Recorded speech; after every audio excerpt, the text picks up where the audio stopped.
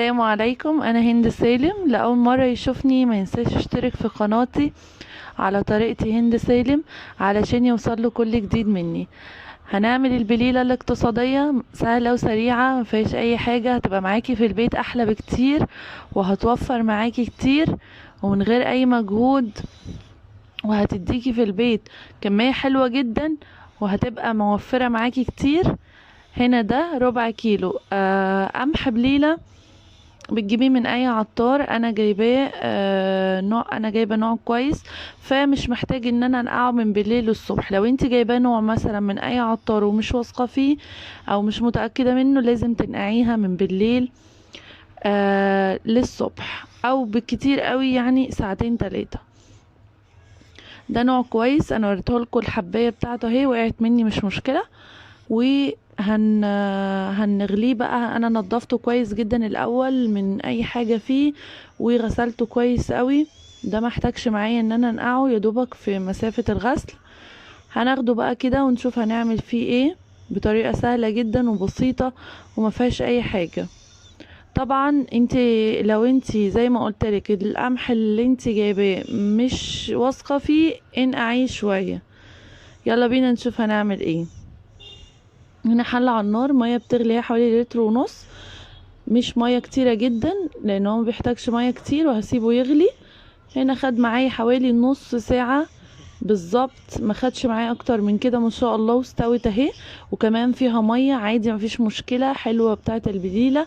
طبعا في ناس بيحطوا عليها رز علشان الميه بتاعتها تبقى بيضه قوي قوي قوي زي بره وتتقل معاكي. لو انت حابه كده حطي وانت بتسلقيها معلقتين كبار رز. انا مش بحب الطريقه دي وبعملها زي ما هي. فخلاص هنا هحط عليها كيلو لبن وهقلبهم كويس قوي مع بعض كده علشان البليلة واللبن يمتزجوا مع بعض. اقلبها شوية وهنزل بنص كوباية سكر، طبعا ده اختياري، لو انت حابة تقللي عن كده حابة تزودي عن كده براحتك. هقلبه بقى كويس قوي السكر علشان يدوب مع البليلة كويس.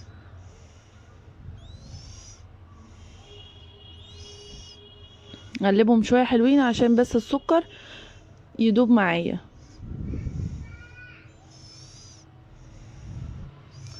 هنزل بقى برشة فانيليا حلوة كده تديها ريحة حلوة. ما تنسوش يا جماعة اللايك والاشتراك في القناة عشان يوصل لكم كل جديد. هنا انا هنزل رشة الفانيليا، هنزل بيها على البليلة واقلبهم كويس جدا وبقت تمام معانا. وبصي الحب بتاعها جميل ازاي ومستوي وقوامها حلو جدا، وبجد في البيت بتديكي كمية حلوة. واساسا الربع كيلو او القمح مش غالي كمان. انا هصبها معاكم اهو.